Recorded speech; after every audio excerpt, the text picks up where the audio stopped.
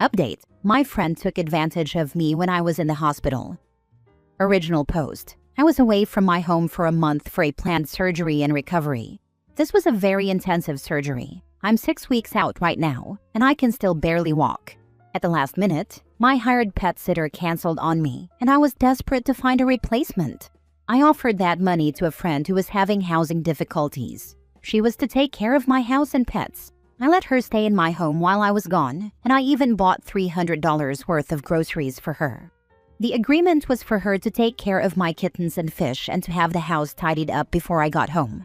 My car would be there in case of an emergency, but otherwise, please avoid driving it. It's a lease, and I have an allotment of miles I can drive before I have to pay extra.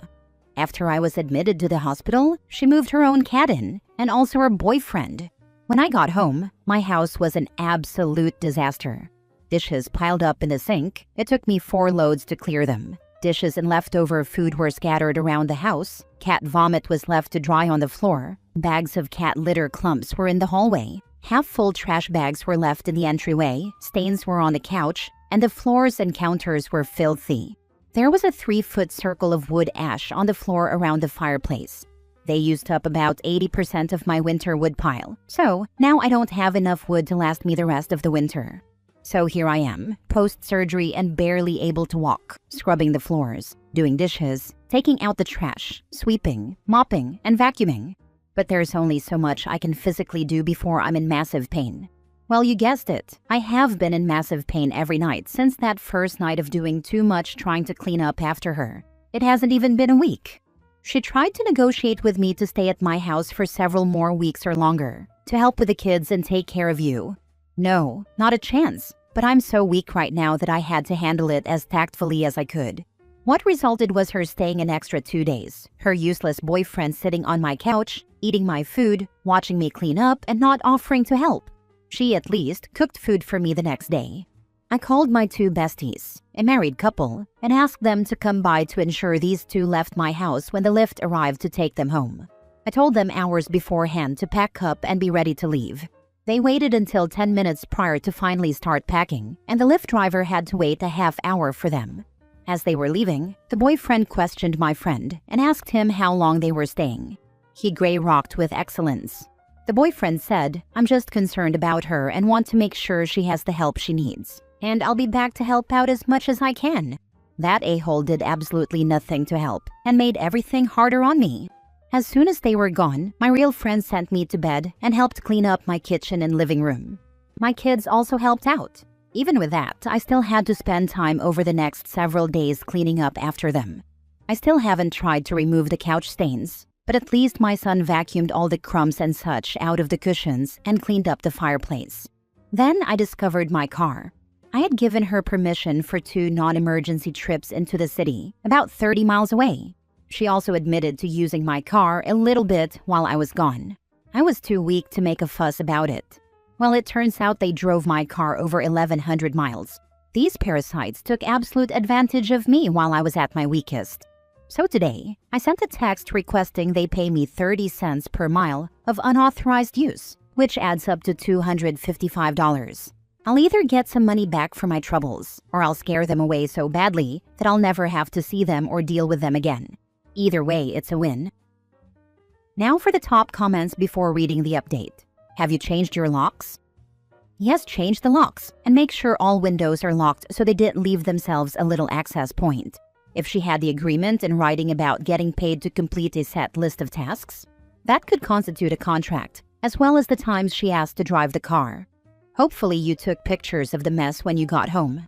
This is a clear-cut civil case where you could get your money back, the cost of the excess mileage on the car, and the damages from cleaning up. A nice little chunk of change, and your friend would get her just desserts. Jesus, I'm so sorry this happened to you, OP. Thank you. It's hard for me to enforce boundaries, even when I'm at my best, but I'm trying to get better. I've been learning and practicing ever since I divorced my cheating ex. Why in God's name didn't you ask your 2 besties right from the get-go? Why did you ask some scumbag friend? Yeah, they asked me the same thing. I was stressed and panicking, and didn't think they'd be available with their jobs, especially since I live a good 45-minute drive from them. I figured it was easier to help a friend in need than to impose upon them. I suffered for my choice. This is going to sound very insensitive, but the more I've helped out friends, the more I hesitate to help people out. Over time, I found out that people are generally putting themselves in the position they're in because of their own behavior.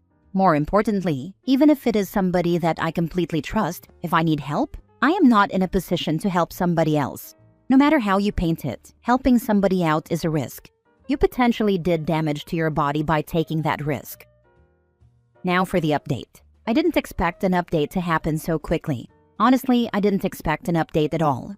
You may call me naive, you're probably right. I just always try to see the best in people and hope they choose to be good. It's time to use some names. Let's call her Raven. I don't know if it's her real name, but that's what she introduced herself to me as, and that's how I know her. Her boyfriend is Angelo. The cat's name is Alvin. He's a sweetheart. A bit of background on me. I grew up in an abusive household. One of those never-rock-the-boat homes where image was more important than anything else. If someone harmed me, hurt me, insulted me, anything, and I got upset, I was forced to apologize to them. My dad is also an explosive man. He was fine most of the time, except for the times when he wasn't. When I was 18, he strangled me. I fled to the army, got away for 4 years, sent to war, and got PTSD. My dad has only assaulted me a few times since, over the years. The most recent was last June. The time before was last February, and he left bruises on me. I ended up marrying an emotionally unavailable person who would later become a serial cheater and blame me for the affairs. For years, I accepted that blame, tried to change myself, and make myself better so they wouldn't cheat anymore. I finally filed for divorce at the end of 2024. When I called my mom for support, she took the side of my ex, downplayed the affairs, and told me to cancel the divorce and beg my ex back for the sake of the kids. It took me a long time to be able to admit to myself that none of this was my fault, and most of that realization came just this past year while I have been in therapy. Despite everything that happened, I always blamed myself, not them. I tried over and over to explain to them how they harmed me. It never worked. It's not my fault that I have been abused, but it is my responsibility to take ownership of my healing. Fault is past-focused. Responsibility is future-focused. We learn from the past, but we focus on the future. I am now estranged from my parents as of 3 months ago. My mom does not respect that and keeps trying to find ways to contact me, including showing up at my house unannounced. My dad has been crap talking about me to anyone he can. He battered my ex and threatened to sue us both for grandparents' rights. As soon as my divorce is signed by the judge and finalized, I'll be talking to a lawyer about getting a restraining order against my parents. All that is to explain what happened between me and Raven and why it was so hard for me to kick her out. Not only am I bad at boundaries in general, but with major surgery, I'm in a severely weakened state as I slowly recover. I'm so thankful for my best friends for coming in to help me. I say all this to preface what happened last night. I am too nice. I know I am, but it's not something I want to let go of. People do take advantage of me sometimes. I know, it's a risk of being kind, but I refuse to let my kindness go. I want to live in a world with kindness, and that always starts with yourself. I don't want to grow into a bitter old hag. Despite posting my story only yesterday, the events took place last weekend. I returned home from surgery last Friday, and it took me until Sunday to actually get Raven and Angelo out of my house. I couldn't have done it without my 2 best friends, who helped enforce it for me. Even then, they left behind several things. Some clothes, her prescription medication, her cat, etc. This was likely so they could worm their way back into my home, though I didn't realize it at the time. Then I spent all week taking care of my kids and slowly trying to clean the house. Yesterday was custody exchange day, so now I finally have some time to just relax and recover. Yesterday, I also ran out of pain meds. I've been desperately trying to get more all week, but my surgeon is unavailable. My primary care physician is out of the office, and my gynecologist never called me back. Finally, I just went to the ER for pain management. The doctor and staff there were wonderful, but it still took a total of 7 hours. I didn't get home until after 9 p.m. At 11:45 p.m., I got a phone call from a local number I didn't recognize. I answered. It was Raven. She was in tears. She said the house she was staying at ended up being a meth house. They were trying to kill each other, and she was scared. She said I was the only person she knew, and she needed me to come get her.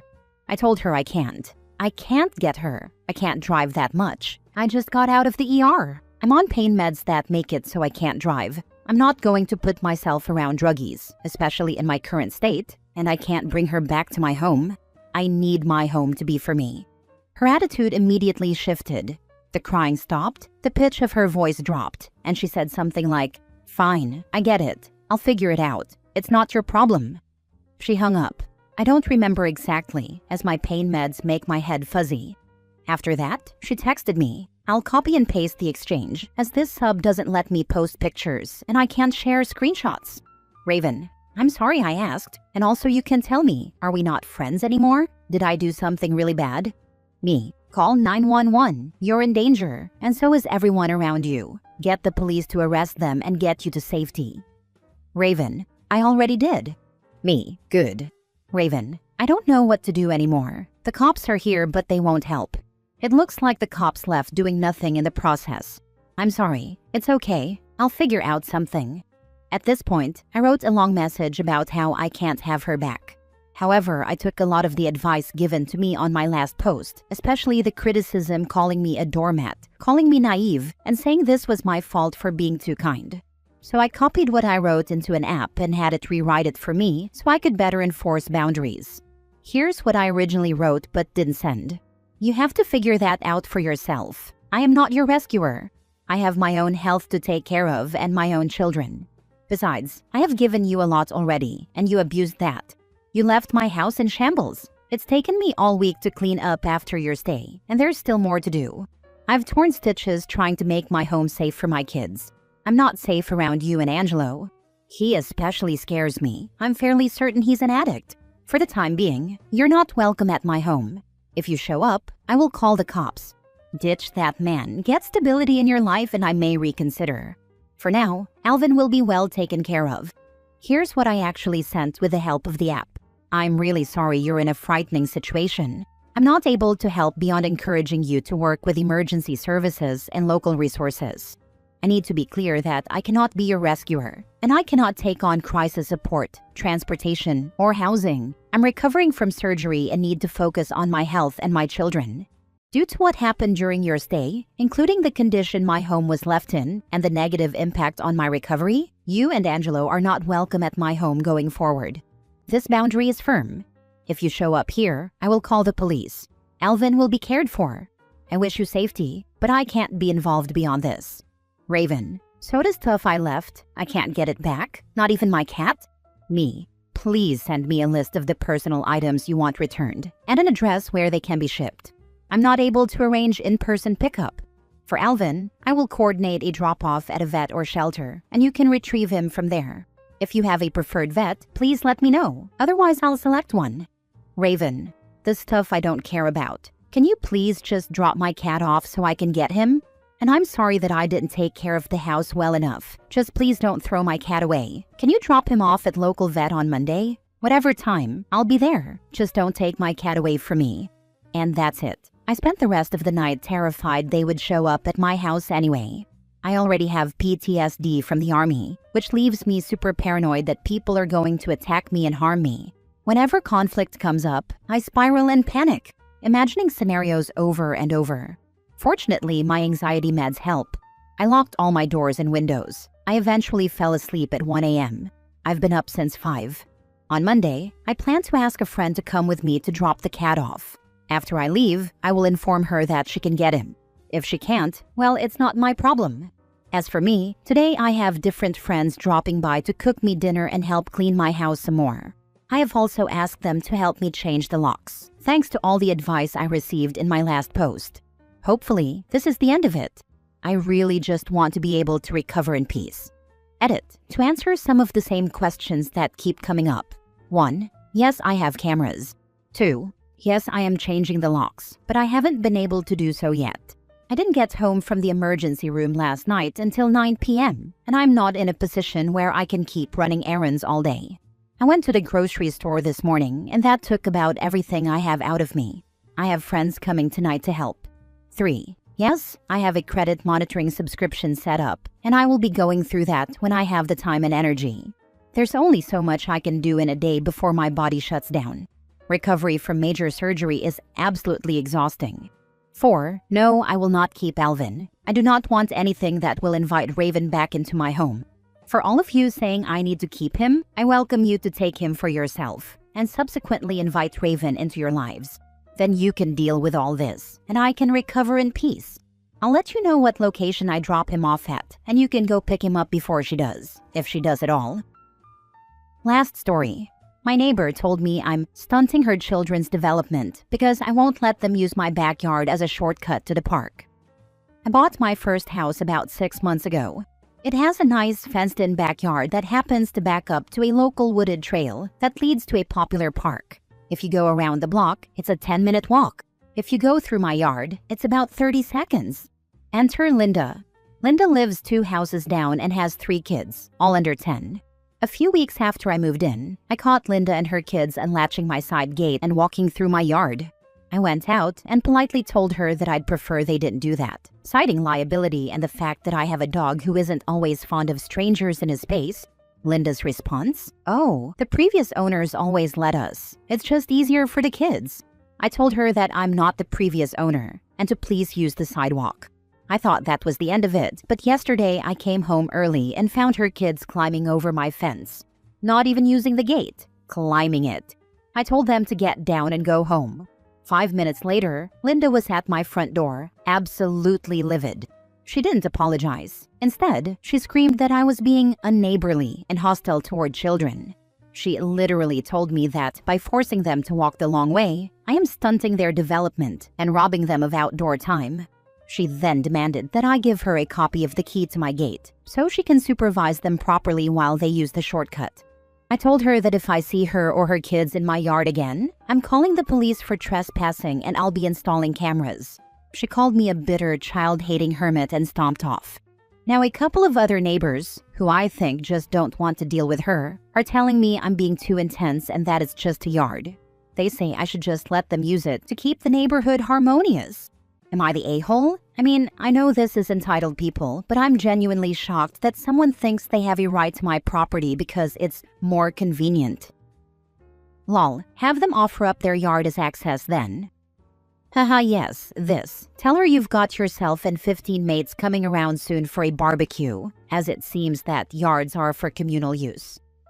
You should report this issue to the police so they have it on record. Have them give you a copy of the report and the report number. Also post no trespassing and beware of dog signs on the outside of your fence. You might want to get some umbrella insurance just in case. The cameras are a great idea. Because I promise you that if one of those kids falls while climbing your fence or your dog bites one of them, this Karen will absolutely sue you. What the neighbors say is totally irrelevant. Nowadays, a beware of dog sign is seen as you acknowledging that you have a dangerous dog and can be used against you. Try dog on premises. Lame, I know, but then again, look at this entitled Karen.